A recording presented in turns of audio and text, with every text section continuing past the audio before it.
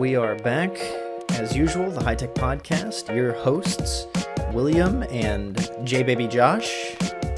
Ooh, there's my nickname. He's here with we did us. it. Look at that. I don't know. Yeah. I felt like I had to throw the Josh in there because now we've got like J-Babies, plural. But Yeah. For those of you who did not listen to the last episode before this one, we talked about some nicknames. J-Baby Justin, our guest that was on. Which, by the way, if you didn't listen to the episode before this, stop what you're doing now and go listen. and go listen to that one because this is a part of a series. But we'll talk about that in a second. As usual, before we dig in, folks, we want to make sure that you have the opportunity to connect with us and continue to share the podcast out. We do this as a hobby. We do this as a passion. We want this to be helpful for folks. So please do follow us on Twitter at HiTech Podcast. Head over to our website, hitechpod.us. Connect with us in those spaces. We have resources there. But most importantly, I'm going to cue Josh up. I think he likes to do this on his ones, but I'm going to make sure we get one on this one too. I'm just going to ask. I feel like we've done them across the board. If you are listening today, head over to your favorite email service, Outlook, Gmail, Mozilla Fire, whatever, Thunderbird, and send us an email at the inbox at hitechpod.us with a picture of a... He had a moment to think too. He didn't have it like... I know. I had a moment, but I've been using it a lot. A parrot. A parrot. This episode's animal is a parrot. So if you listen to this episode, go email us at inbox.hitechpod.us. There we go. I feel like this is becoming like the Sesame Street. Like today's letter of the day or whatever is K. It's a thing. Yeah. So send us a parrot. No other context. It's fine. We'll know that you were listening to the second episode in the accelerated series in season 2 of the HiTech Podcast. I'm waiting for the weeks make sure you send that where over. these episodes start publishing, and if like just for the first person to actually do I'm going to be this. super so sad excited. if we don't get any animals during this entire bent of doing this. We'll see. I'm going to keep this up. You watch till the end of season 2. I'm going to get somebody to email We some have a darn commitment. picture of an animal. Yeah, it's going to be a commitment. Anyway. That's great. So, Will, what's going on this episode? In our second episode of the Accelerated Learning series, we are connecting with a student. Today we're going to hear from my sister-in-law, Casey Bonner. She is one of my favorite people in the world, right? It's nice that she's family. I got lucky that way. But she is in a master's degree that is an accelerated learning program. We're going to get into some more of the details of her and that background, right, in just a moment. But that's exciting to me because I've had plenty of conversations with her, when something went wrong, when she's had a difficult, colleague in a class or something. Like, we get text messages. I've talked to her plenty of times, and that's even how this idea came up, right, Josh? Weren't we all at like She is the one who spawned this series. Yeah, like the accelerated series that we're in. Kind of spawned it. So if you didn't get a chance to listen to the episode before this, I'll make that plug. Make sure to pause this and go back and listen. We talk with another friend of ours, Justin, about what we mean by accelerated learning and kind of just in general some of the difficulties from a design and teaching perspective.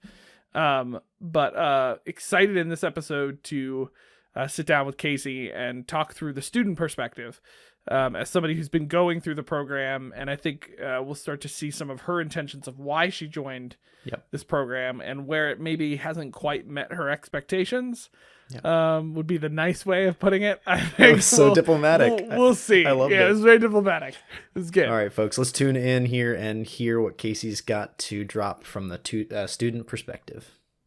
Welcome, folks, to another episode of the HiTech Podcast. This is, again, in season 2, a time where you might be thinking, what is happening to Will? I had a sickness coming into 2022 and my voice was a little bit different then, but today it's actually the best possible reason that I might sound weird.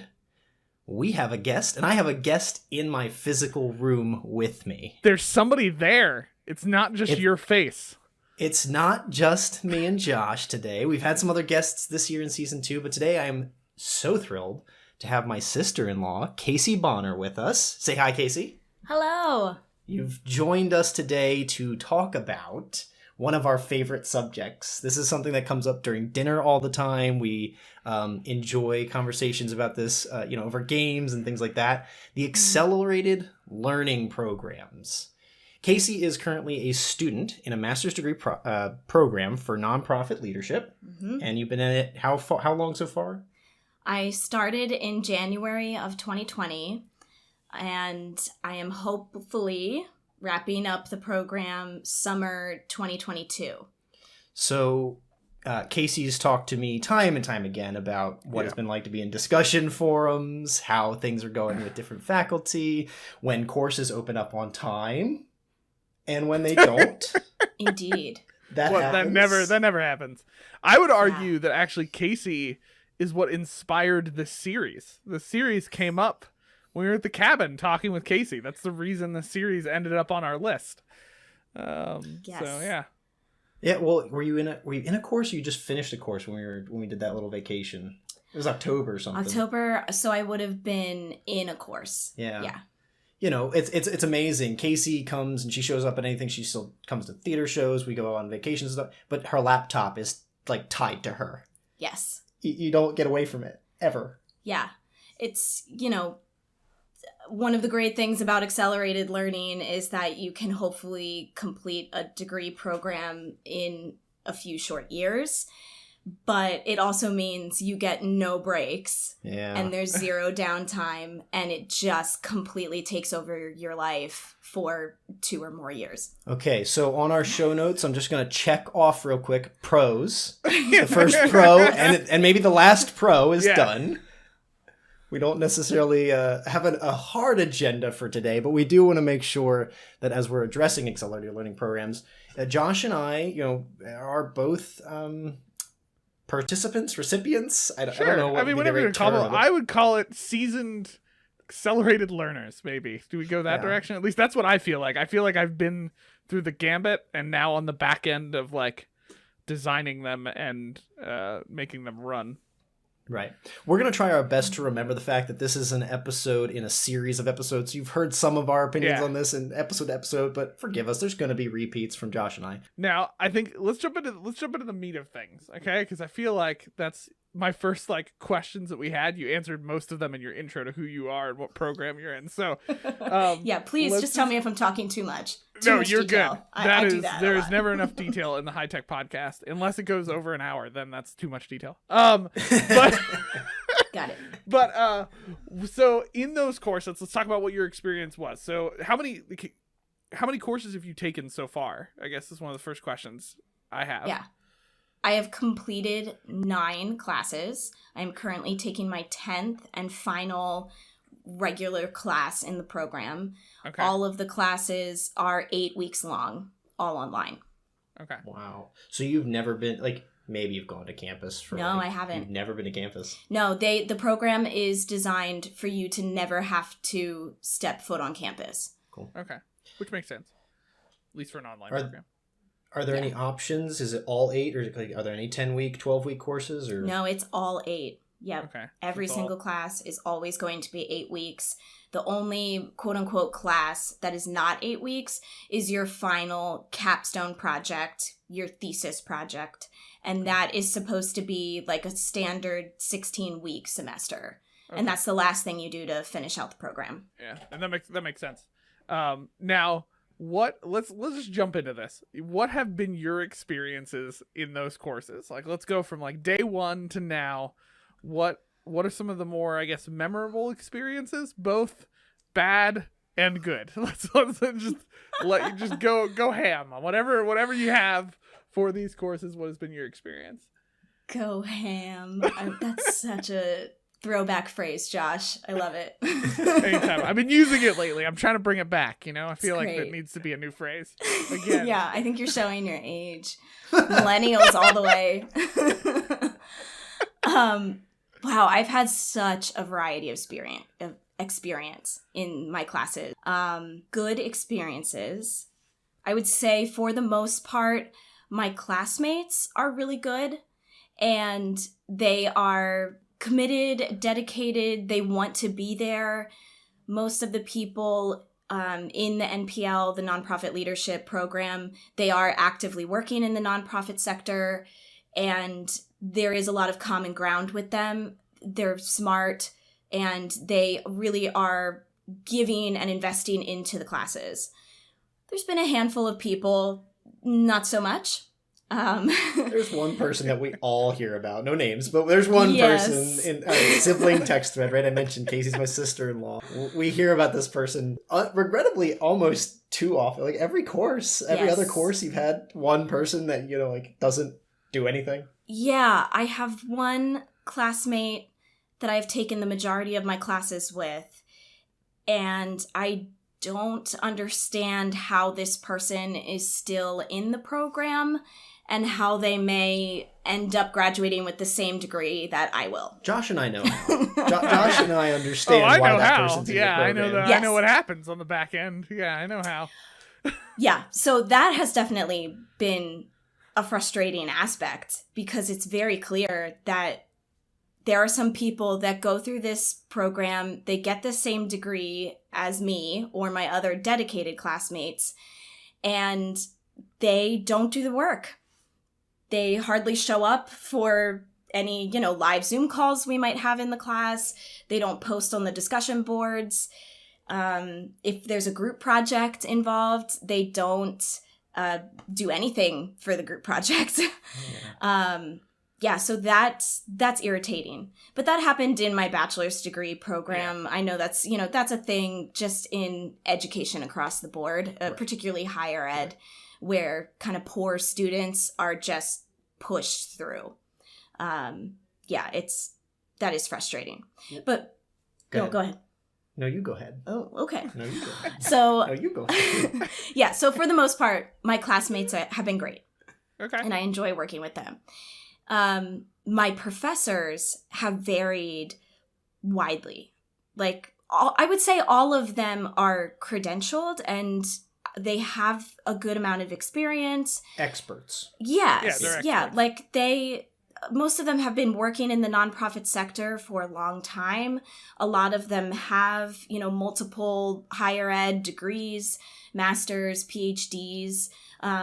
If they don't have a super high level education degree, they've been doing their specified thing, marketing or strategic planning for 30 years. Yeah. So they have a lot of practical job experience, but that doesn't mean that they know how to teach. That experience. That's absurd. That's ridiculous. Know. Yeah, this is something you guys have talked about on this podcast before a little bit. So I know you guys get it. I'm sure your listeners get it. But that can be a really frustrating experience as a student, knowing that your professor has all of this great experience and they're not given training or support or whatever needs to happen at the university level in their department to show them how to communicate that experience well to students and teach. Yeah. The idea there being that if they were full-time faculty in a millions of dollars kind of program that has so many resources and there's 2 teachers for every course and whatever, they might all be of a higher teaching capability because there's just more funds in there, there's more time, there's more resources. But if I recall, your program is mainly adjuncts, right? You don't have many full-time faculty on your... It's all adjuncts. I mean, Isn't it just one full-timer or something? Yeah, so the director of the program also teaches classes in the program. And I've had her as a professor for, she's my professor for my current class. And I think this will be my 3rd class with her at least.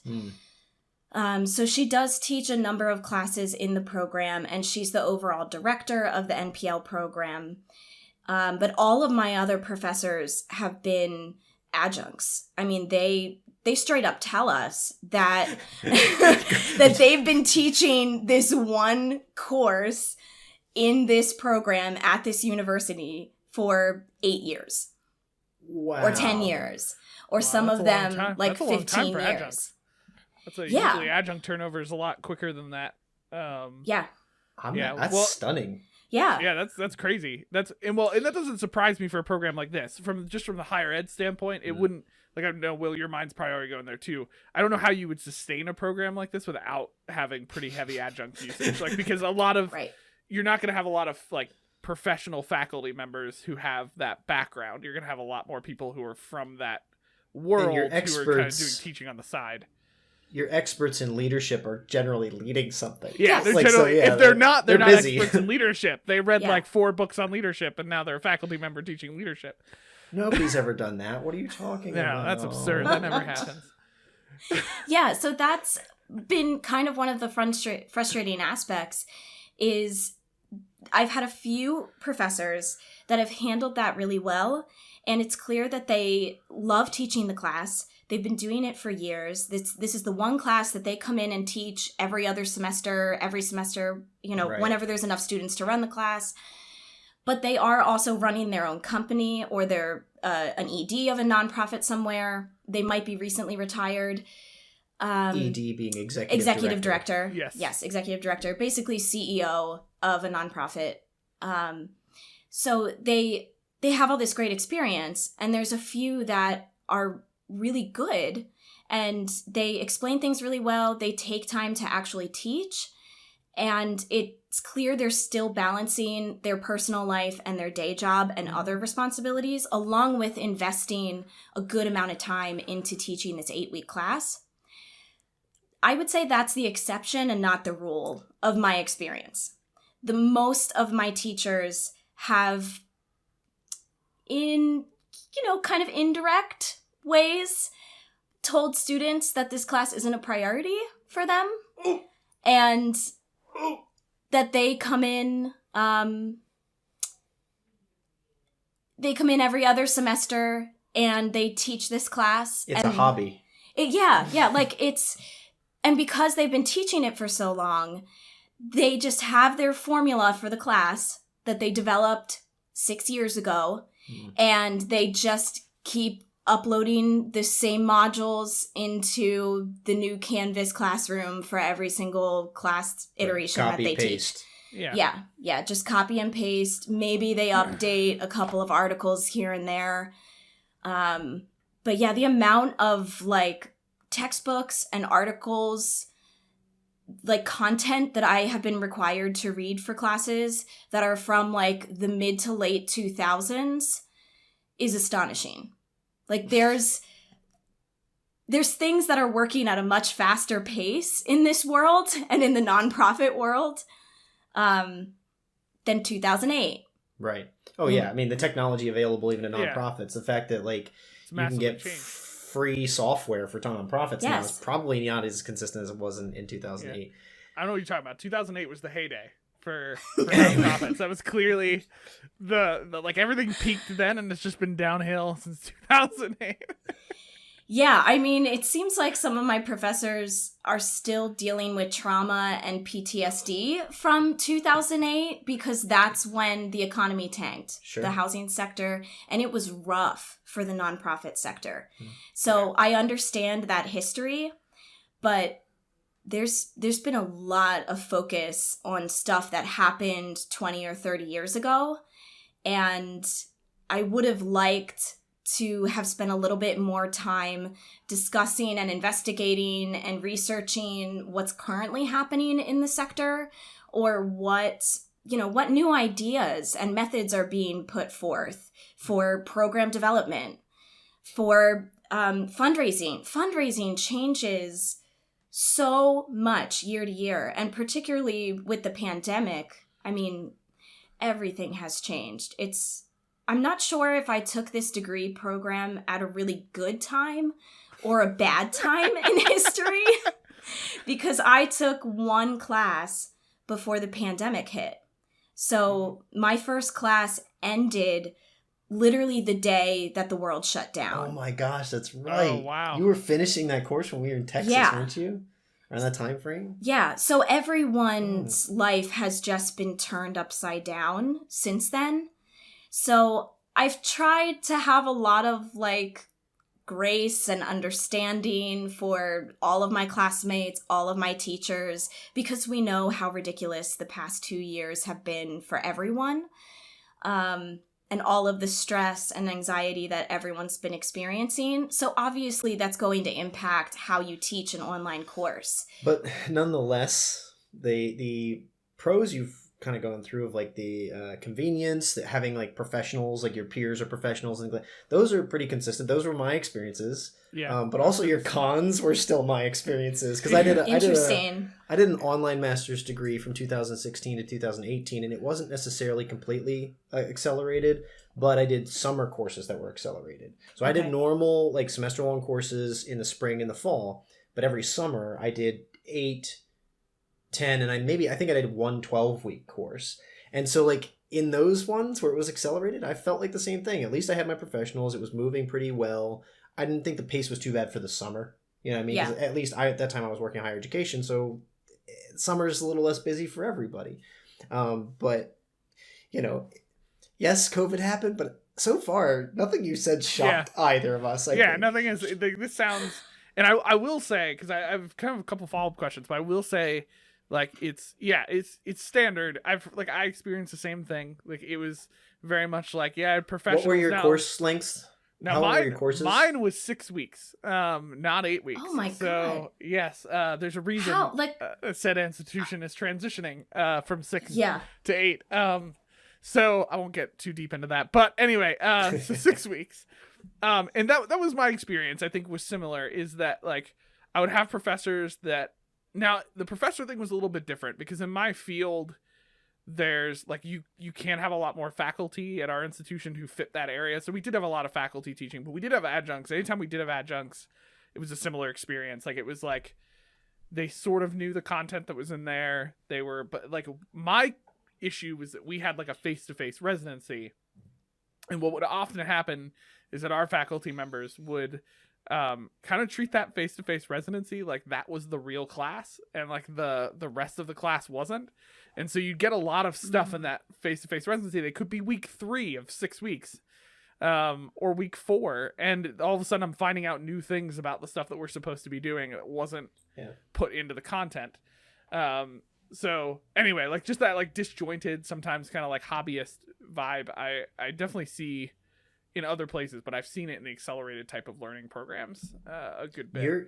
Your degree was special though in the sense you had to do like, was it 72 or 80, 90 credits? Like you did a lot. Yeah, it was a Master's of Divinity. It was a Master's of Divinity. So I did 72. Well, I guess till my second degree was over, it was up in the 90s, but it was supposed to be 72 credits. But I finished like 90 something credits, I think, in 3.5 years. With the 6-week module is the only way you could accomplish that in any sort of time. No, it would have been much longer. You couldn't do even 8 weeks is going to push that kind of degree into a 3 and 4 year program. Yeah. Wow, 6 weeks. I can't even imagine that, because I don't even think that the 8-week model works well and is actually conducive to learning. I just and the knife just got thrown into the program. No, just kidding. I'm gonna be honest on here, and this is not. I'm not trying to like throw any specific professors under the bus or specific university under the bus. I know this is widespread across higher ed, and I just feel like I barely scrape the surface of a topic in a class in 8 weeks, and then it's done. Yeah. And like the long-term memory and understanding and recall of information, it does not last. I mean, thankfully in my program, we're not taking a whole bunch of quizzes and tests. Like I haven't had a test at all in this program. It is very, very focused on writing assignments. Mostly writing assignments. Every week there's discussion board requirements. There are papers frequently, some presentations. There was a group project assignment in almost every single class. Like maybe 2 or 3 classes did not have a group project. And if there wasn't a group project, there was some sort of big solo final paper thing that you had to put together. There was one class where you had to create like a big solo final presentation of research. It was basically a research project that you had done, and you had to present it to the class live on Zoom. I think that's the teacher prefers that type of stuff, because I had that teacher for more than one class, and she chose those types of assignments in every class that she taught. And other teachers just seem to like the group project method. I have always hated group classes. Oh my God. The group projects in my entire education career, just not great. Not good experiences. Well, and hey, they weren't that great in bachelor's degrees and Yeah, you know, they were undergrad either, right? Yeah. Like, if they're done Right, well, they're done really well, but most group projects are not, or there's some kind of faulty thing to them. And they're always a struggle in an online program because like they'll trying to connect with students in online programs, and that way, unless very intentional and very like supported, is difficult to do. Yeah. Yep. A lot of like Zoom calls with the classmates that I was assigned to be in the project with, just trying to like meet each other, quote unquote, a little bit, get to know each other a little bit. I can see how a group project would work. I understand the reasoning behind them and the valuable things that they can teach you. You know, you have to learn how to work well with other people. yeah. Life is one big group project, but I do that in my day job. Right. So, you know, as a working professional that's taking a master's degree on the side outside of my 9-to-5 job, I don't want to do any more group projects. It's exhausting. I'm tapped out. And specifically in the 8-week model, it is so unrealistic. That's it for me. Like, I'm okay with group projects. I love them too. You know, we know the pedagogy and theory on why, but in 8 weeks, you can't get to know each other and get each other's style well, or capitalize on each other's strengths because there's no time to. Usually those group projects too are either introduced in week 1 and you're supposed to do it the whole semester, or you get it like in week 6 and have to do it by week 8. Like it's never done really well where you know you've got a good amount of time to work on it, but there's not enough time to make them to make them, I think, big enough scale to get something good done with enough time for folks to take the small steps to get there. Like you have to sprint through every single step to get it done in the 6 weeks or 8 weeks that you're doing the course in, which absolutely, I think that's the biggest challenge with group work. Yeah, because you really do the bulk of the work on that project within, you know, the second half of the class. Yeah. So you're really doing this group project in like 3 to 4 weeks. Papers or other stuff at the end of the class, right? Yeah, most of my classes that had a group project also had other larger final solo projects that were also due, and everything is due on the same day, on the last day of class. Saturday at 11:59 p.m. or whatever it is. Yeah, no, it's crazy. Yeah. No, this is going to come out through this series as you're listening to this interview too as well. Like this concept of like what can be learned in those 8 weeks or 6 or whatever it is, because some other accelerated program, it's more commonly 8 weeks, I think, across the board, across accelerated, but some will do slightly different. But like just this idea of like trying to get anything done in those 8 weeks, or that 6 weeks, becomes very difficult. Now, my hot take is going to be this, and for those who want to break the fourth wall thing, you're going to hear this throughout the episode, but this is actually our first episode we're recording in the series. So episode 1 is actually being recorded later. So fourth wall break. So this is the first time I get to say it, but you're going to hear it multiple times. I think the biggest issue, if I could argue, biggest issue down to the core and accelerated series is that we don't adjust learning outcomes at all when tackling accelerated programs. And so like to your point, Casey, everybody says the same thing. They're like, it's impossible to learn something in that period of time. And I think my hot take is usually, well, I think it's possible, but we never adjust the learning outcomes. So we take learning outcomes from a 14 to 16 week course and we say, okay, condense it. Well, when you condense it, the reflective process, especially in learning, becomes very difficult to do. Like there's not time to reflect, because when you're done with week 1, you need to get into the next content, because if you don't get into the next content, you're not going to get there. They're going to get behind and they're not going to reach those outcomes. Yeah. Because those outcomes were designed for a 14-week course. Yeah. Yeah, absolutely. I 100% agree. And the university as a whole, you know, when I remember when I was first getting involved in the program and, you know, going through the application and the whole registration period thing for the first time, I was straight up told that these courses were designed to be full semester courses. Ouch. And They even told they are you? being, yes, like that's how it was they're described to usually me. pretty upfront about It was described to me as, this is going to be intense. You are going to hate your life, basically, for 2 years. Great You're marketing. supposed to be able to complete this program in 2 years, but that's actually not realistic. But we're not really going to tell you that. And these are, what you would normally do in a full semester class. You're just going to do it in 8 weeks instead. Yeah. Okay, great. Have fun. Yeah. It's going to be a great experience. Yeah. I don't know if it's going to be worth it. Like, what I will have learned and what I will remember, 2 years post finishing this degree, what am I going to have learned and taken away from me and have internalized and be using in my day-to-day professional life? And is that going to have been worth $35,000 to $40,000? Yeah. Before fees. Before it. Like, taxes and fees. just Yeah. the tuition is $30,000. Josh, when you started your master's degree, what year was that? Do you remember?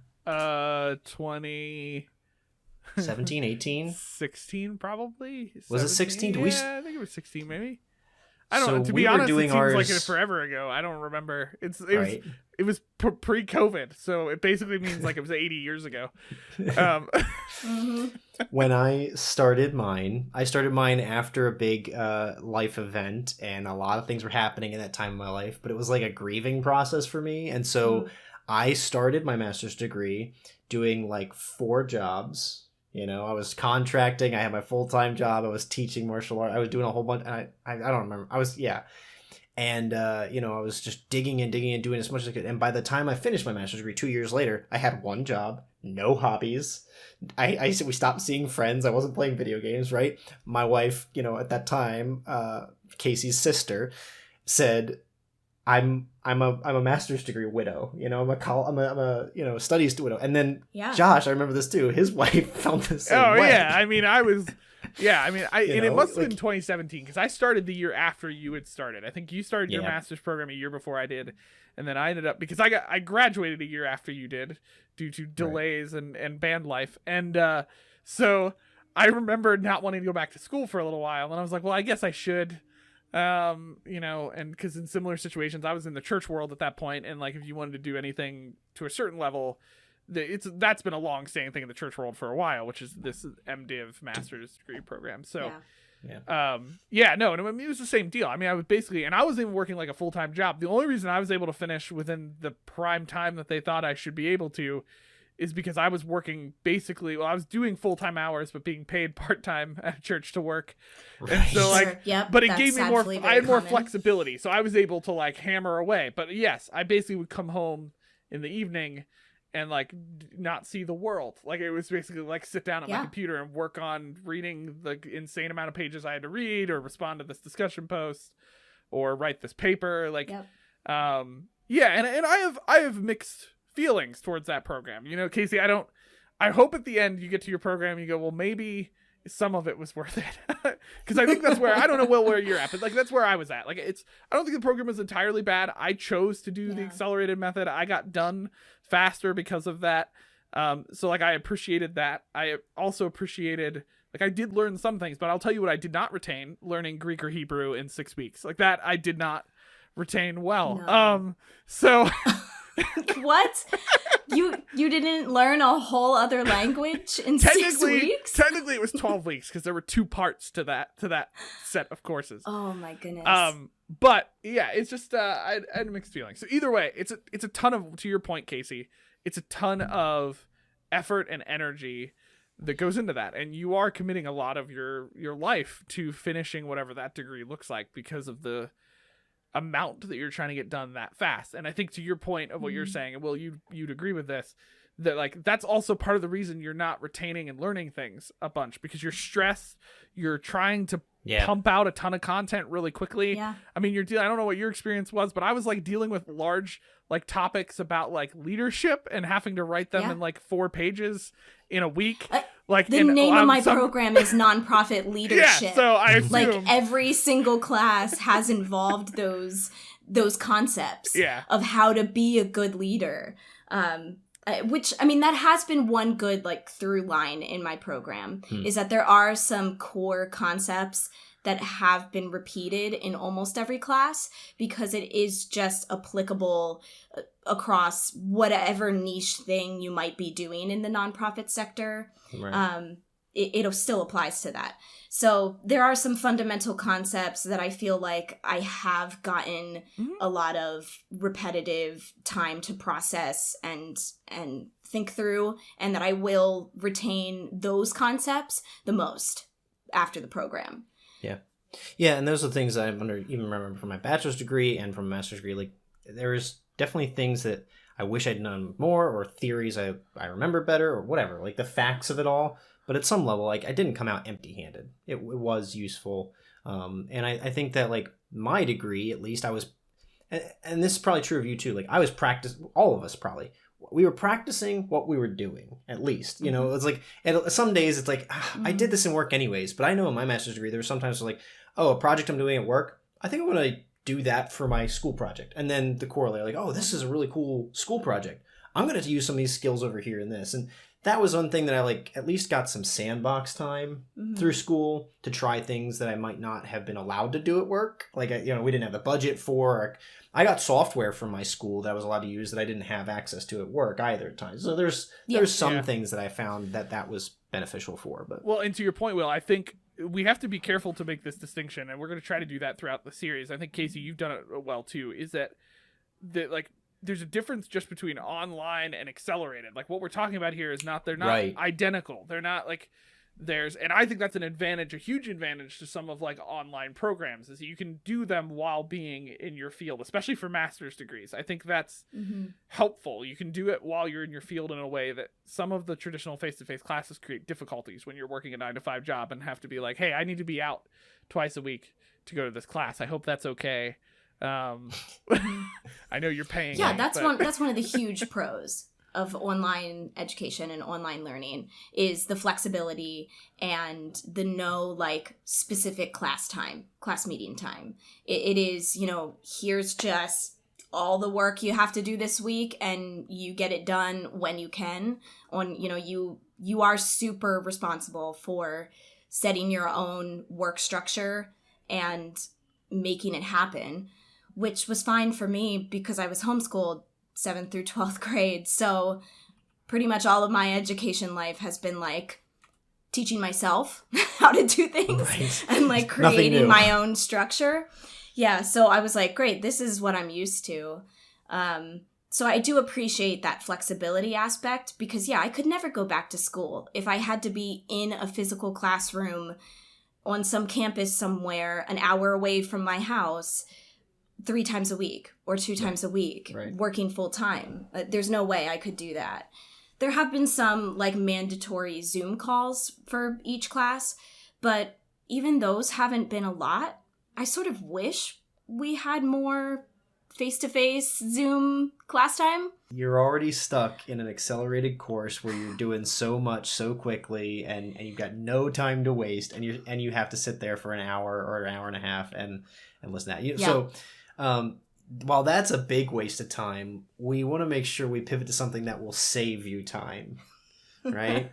And Casey does. Everybody we bring on this show has to bring with them. It's like show and tell, Yeah. An app or a consideration for us to offer up to the folks. Now, the exciting thing about today's tool, Casey's suggestion, is that it's a throwback for us. It's literally Canva, which was episode 1 of the HiTech podcast. Casey, why is Canva your go-to app?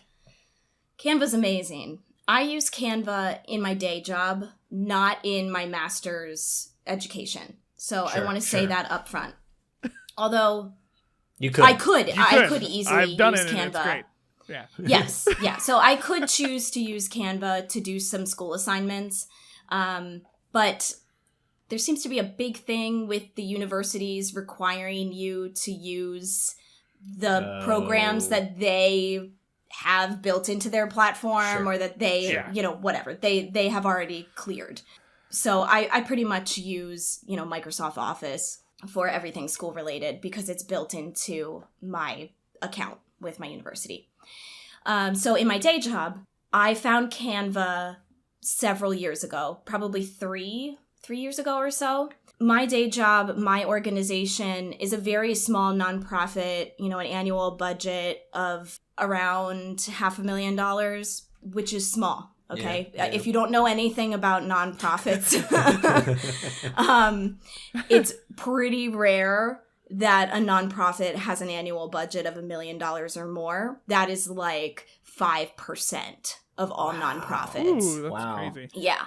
The vast majority of nonprofits have an annual budget of under $500,000. Dang. So we're actually considered like a mid-sized nonprofit because we're not $0 to $499 in the annual budget. Yeah. So we have limited resources, a small staff. There's only 3 full-time staff members, including me. Within the last year, we hired a part-time staff member specifically for marketing and communications. Oh, great. So once we brought on that person, they kind of took over Canva and do most of the things in Canva. And I don't have a lot of hands-on work with it day to day anymore. But initially I did. I found Canva for our organization because we were trying to create, flyers and posters and anything to do with graphic design. We were doing that in Microsoft Word. And we had an old version of Microsoft Word. Like, I think it was 1997. Did it still have Clippy? Did Clippy come up and give you suggestions? It was just beyond Clippy. Just after. Okay, Yeah. just after Yeah, Clippy. it was like the version after Clippy. So it was not the most modern version of Word in any way, shape, or form. And none of us were graphic designers or really had any marketing experience or training. So trying to create materials that looked good and professional and were clear for just advertising classes, advertising concerts, recitals, all of that kind of stuff. It just kind of always looked like the work that I was producing when I was 13 in middle school on Word. So we were looking for something that could give us a higher quality level. And there was a lot of complaining about it in the office. So one day I was just like, guys, there has to be a better program out there in the world. It's 2018 at the time. I'm just going to Google it. So I seriously spent 15 minutes just Googling and going down a click rabbit hole looking for user-friendly graphic design and marketing programs. And that's how I stumbled across Canva. And after 5 minutes on their website, I was like, wow, this looks beautiful and seamless. Okay, how much does it cost? This looks too good to be true. The big question of HiTech as well, right? Is this free or not? Exactly. Yes, we are all about the freemium. Hashtag not a sponsor. Yes. Yeah. And I discovered, thankfully, Canva puts good information on their website. Yeah. And they pretty clearly advertise that they offer a free premium account, truly a premium account for nonprofits. That's awesome. You just had to go through a couple of jumps and hoops to submit paperwork to them, your EIN number, tax exempt status, all of that stuff. So I did that process with Canva, and it was actually really quick. It was within a week, we had an answer from them, and we were set up with a premium account for free. And we've been using it ever since. And it really blew my director's mind, my executive director, when I was first showing our other staff members what it was and how to use it. The click and drag template model. Oh my gosh. You use it every week, right? Every day? Yes. Every Canva runs our we run our podcast. We make this joke constantly through only a couple apps, and Notion and Canva are the two primaries. But we also now have adopted it at our institution. My team uses it for all images across our courses. We have, you're talking about, drag and drop templates. I don't know if you got into that, but you can create your own templates out of that stuff. And so we created our own templates for all of our courses, dimensions and things. And it's literally just drag and drop images into the right spots, and our team can upload images across all courses. If you were to see the courses that Josh's team is a part of developing, you would cry. You would probably cry thinking about what your faculty and experiences have been in your Canvas, because I've seen the stuff that he does, and I cry. Because it's so much better than any of the work that I was ever a part of. Josh, the amount of bad clip art from like 1995 that I have seen in Canvas that was posted by professors is shocking. It's horrifying. Yeah. And now in the professor's defense, that's like, to your program, that's a place that they probably don't support the professors in there, and they don't know. So like they dragging word art in. Right. But to your point, and I think like to kind of wrap this piece up and kind of get to why I like that you're suggesting Canva, why we picked it as our first app that we used when we, all those months ago, and the HiTech podcast was just but a dream.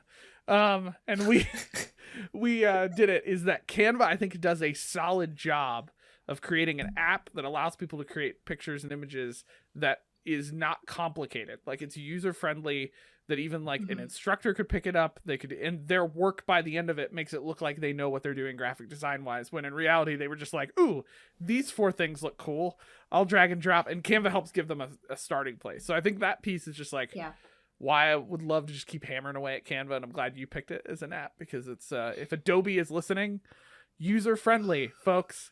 That's all I'm saying. Canva's growing because they do that. It's amazing. It's so easy. I don't consider myself the most like tech savvy person. I'm pretty good. I'm better than most boomers, but I'm nowhere near like the level of Gen Z as a 6-year-old. Like my nieces and nephews who are 8, like the way they can navigate an iPad is insane.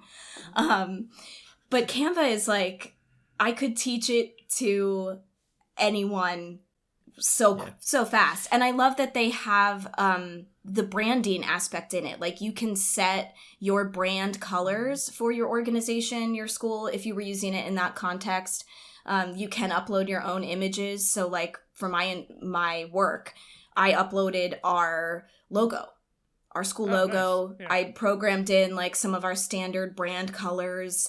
And it's so easy to share designs between team members within your organization too. Yeah. Which is amazing. I've seen that too, like in some of the stuff I've used it on with some professional networks and stuff. It's like you get these folders and stuff. You can do this guy's team, and you can go in there and find everything else. And then I can just go back to my dashboard. It's like, here's all my stuff. I don't have to look at all their stuff all the time or anything like that. Yeah, it's really helpful for organizing projects and making things visible or not visible.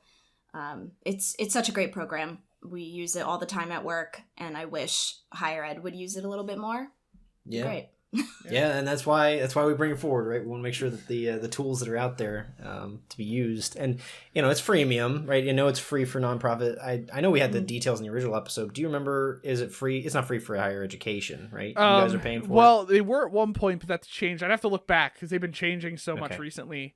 Everybody has. The key with Canva is that, like, for the average user, like a faculty member or somebody, the free version is more than enough. It's like, because the stuff that you're doing or I'm doing is often because we also have like a team of people that we're using it with, and so we want to take advantage of the team features, which you need the premium account for. But they are definitely free for K-12, but I think they changed their higher ed stuff a while back because of the way their focus went. Yeah, I know someday they're going to change their rules around nonprofits, and they're going to take that free premium account away from us. Hope that you get grandfathered in. Like that. I hope so. I was a member back when the dark ages were there. Like, please keep me. Don't. But I mean, at this point, we love the program so much, and we use it every day. Yeah, like if you look at my school's website, social media, email marketing, everything you see was made in Canva. Everything. 100%. And I will say, just for those listening, like their team accounts and their premium stuff is not bad either. It's like $11, I think, is what they were at, like $7 maybe per month, and they have like obviously a deal if you bought yearly. But it's not bad for what they do. There's so much that you can do in that tool that I'd give them all my money, quite frankly. I'm so embedded deeply in what they do that I would hand it all away. Yeah, it's so worth it. And even if you have only the free account, if you like an image you see, or you're working on a template and you find some sort of, even if it's like a clip art thing, that you want to add to the design you're creating, most of the time it's $1. You know, like you can purchase you can a buy this. premium quote unquote. You can stay free, but like buy pieces that you want to use. Yeah, That's they cool. let you like pull, if you really love an image or a template or something, a prefab design, you can buy that premium one that you may have found across for $1. That's great. So, well, thank you, Casey, so much. This has much. been a fantastic conversation. Again, this is episode 2 in our accelerated learning series. Yes, I believe. 2. Josh and I do these things all over the place. Like we still have episodes coming out in 2022 that we recorded in 2021. Wait, I don't know where the time is, but we're just so excited. And of course, this is just one thing that has been critical in your life recently. I hear a lot about it. I feel for you. Good luck. Hold tight.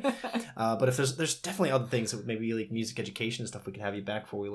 We hope that'd be some fun stuff in the future. Yeah, I would love for you guys to do an episode that's just like all about discussion boards in online learning. Again. Because again, and again, like specifically like accelerated higher ed discussion boards. Yeah. Oh, okay. Because I think that has been like one of the most frustrating parts of my program specifically. I know I've offered like a lot of critique or things that I didn't like or wasn't a good experience, but there have been good things, and I'm the type of person that wants to offer a solution. Like, I don't want to just complain about something. I believe that online education and accelerated higher ed programs can be better. I want them to be so much better. And I think what you guys are doing to have this discussion about how to make them better is super important. Yeah. And I know you're going to get into more of that stuff in your other episodes. So keep going. And I hope people listen to you because, man, it needs so much help. We do too. We do too. Yeah. Yeah. We need those solutions to make it better. That's awesome. Thank you, Casey. Thank you. We are going to wrap up here in just a second, Josh and I, and do a debrief. But until then, hang tight. Whew. So that was a conversation. That was a whole lot of talking about accelerated learning. I mean, Casey has that was a lot. Maybe we should have asked Casey to be a part of this at the beginning of her master's degree, but now that she's at the end, right, she's feeling all of the, the full swell of the experience. I've I might have had one or two conversations with her offline, right, that were more heated, but I think that was a very fair opinion, right? She's dealing with these things. She's a daytime professional. Insight. She knows what it should be. She knows how it could be, because she does have a few courses that are like really excellent and faculty showing up and delivering on exactly what it needs to be, but there are things that get missed, and there's programmatic stuff that gets missed. I get it. It's really tough. I again, I think you see kind of coming out in this, even the student, once they get into the programs, and again, this is one example in the midst of an ocean of examples. So we're not like saying we've done all this research, but we do have some experience with students that are very similar to what Casey's gone through. And I think you get into this program with an idea of like, okay, I'll get my stuff done quicker. And then you realize, like we're jamming all of this stuff in and I can't learn this stuff at the speed at which I would need to, or like I'm skipping through content and I do kind of feel like at one end of things, with especially talking to Casey, it feels like it's like there's a promise of you can learn this much in this time, but the reality is the students don't necessarily understand what that means. And so when they get to it, they don't have a practical conception of what it means to learn 14 weeks worth of content in 8 or 6 weeks. And well, and it's a shame in the midst of that, I think. While you're doing your day job. So, I mean, I'm just going to kind of walk through the narrative of becoming an accelerated learning program student, right? While you're doing your day job and you're seeing your friends on Tuesday nights and you go to your volunteer stuff on Thursday nights and whatever it is that your life is, right? It doesn't feel like a lot to like, I'm going to take on courses. That's no big deal. Like, I'm going to add something into my life. I can do that Monday nights and around Wednesday nights. But then you get into the first accelerated course, it takes over almost all of those things that you do. Oh yeah. Right. And suddenly, because you have a full-time job, there's no time to do it except Tuesday night when you usually saw your friend, and Thursday night when you used to volunteer and whatever. Yeah. Like, you have to do it at nights, and it consumes you. I think accelerated would be perfectly fine if people weren't employed. Yeah, you could do an accelerated program in 8 weeks. No that problem. Undercuts the entire purpose of it to a certain extent. Because we market it to the full-time employed person. But we market it to the full-time, to the full-time employee. I think the other thing I'd like to just like jump in there, and I think comes out of what you're talking with Casey. Casey's example's pretty specific too. Like, so let's rewind back to episode 1 of the accelerated series when we're talking to Justin, right? And you remember we're talking to Justin and talking about, okay, so we trashed a bit on the accelerated thing for a little while, right? So like, but we came back around, we brought it back around like professionals to like, what would it look like if you're in a situation where you have to design an accelerated course with SLOs from a 14, bigger course?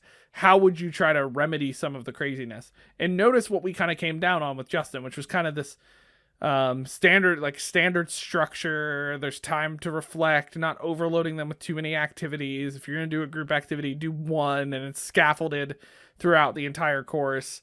But being careful not to add to the cognitive load that the student's already going to be experiencing by trying to learn something that was designed for longer than 8 weeks originally and is now condensed. In Casey's experience, like, she has the opposite of basically everything Justin said. Like, okay, like it's not structured consistently from course to course. There's no time to reflect on things. There's there's too many different things going on at the time. It's not organized and clear. Remember, Justin talked about like interface design to a certain extent, like how you put the text together, the white space, putting things all in the same area, organizing things clearly. Casey stuff not organized clearly, right? There's no time to reflect.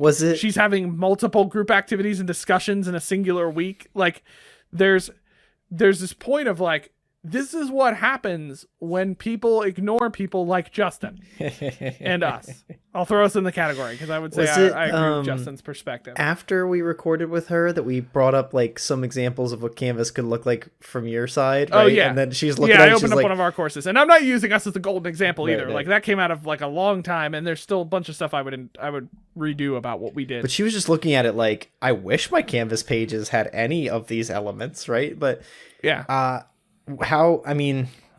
don't mean to say it in a bad way, but like, it's almost condemning, except that we know that every institution is where they are. And I hope that the encouragement here would be that folks can hear the opportunities and just look to improve things. And my shtick always as a designer, when I was meeting with a faculty member, was, if you believe you need to redo your entire course, what's the one thing you want to do this semester?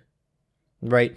I never had design timelines. When I worked as a designer, I didn't have 9 months to work with somebody. Like, almost all the stuff that I did with faculty was like a month ahead of the semester.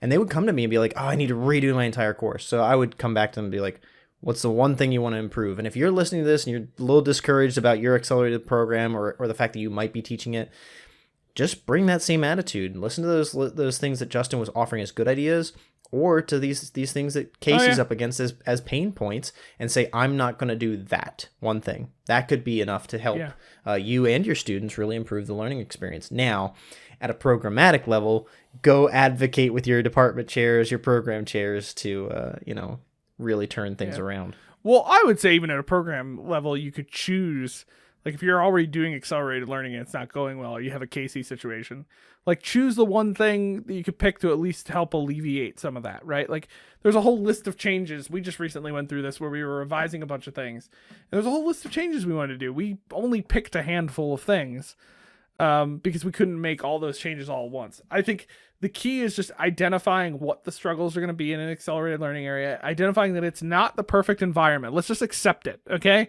Let's accept it for what it is. It's not the perfect learning environment. I think that's becoming very clear. Okay. And now, if you have the choice to not go that direction, I have an opinion on the direction you should go, which is in an opposite way. But like, don't go towards the accelerated, maybe. But if you don't, and you've made those choices for certain reasons, and in institutions' defenses, the demand is been pushing that direction. As much as students can complain about accelerated learning, I also think it's a two-way street. There's been a demand for faster learning. So institutions are trying to meet that demand. But either way, I think what be taken away from this is that this is not the perfect environment. So let's accept and find the ways that we can help to, I think at the core of what Justin was talking about in episode 1 and what we see the byproduct of going with Casey is that at the end of the day, if we can reduce the cognitive load in this course, that's the big win, right? Because I feel like at the end of the day with Casey's situation, there were a lot of things contributing to it, but what it really comes down to is cognitive load on a high scale, and that's where the frustrations sit. Now for her, it's because the faculty aren't trained, and so they got lots of random Canvas courses. It's a whole mixture of things, but it's all adding to create this cognitive load problem that Justin talked about in episode 1. And so I think that's kind of the thing that for me keeps kind of showing up as an issue. With that said, wrapping up this episode, just remember to check us out online on Twitter, as we mentioned before, at HiTech Podcast, and check us out at our website, hitechpod.us. Excited to continue this series of accelerated learning. We're not done yet. There's more to say. And so excited for our next episode, where we're going to talk to a prospective student and their opinions on what they'd be looking for and things like that. So super excited for that conversation, to check that out. Until then, thank you again for joining us another week as we continue to learn how to harness that technology in the classroom, whether online or in person. See ya. See ya.